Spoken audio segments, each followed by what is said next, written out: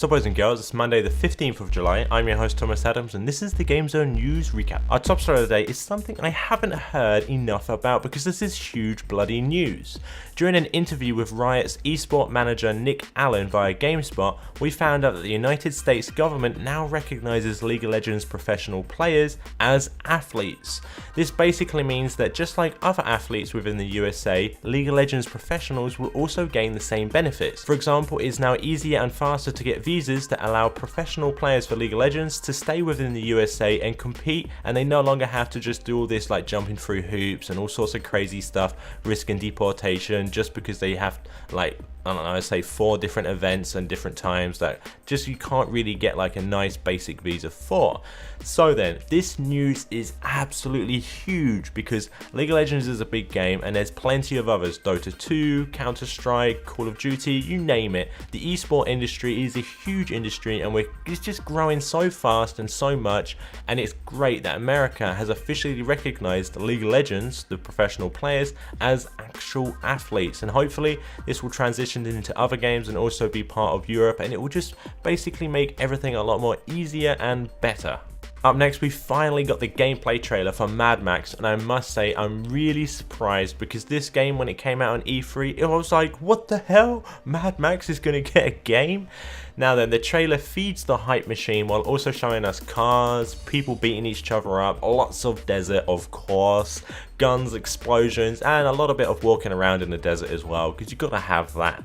Now personally, I have seen a good fair share of films, books, comics turned into really, and I mean really bad video games.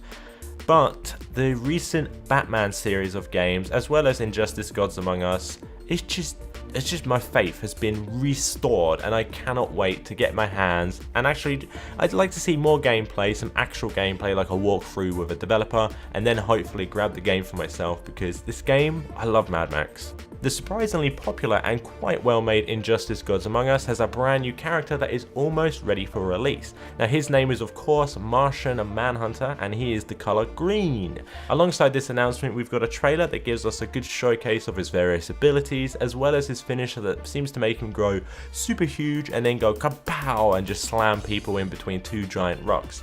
Now it is a bit of a shame that it didn't include the whole backstory within the video, and hopefully closer to his release they will actually do that video, and although people who don't know who he is, what he is or anything like that can get a good big backstory, because those previous videos they've done were very nice.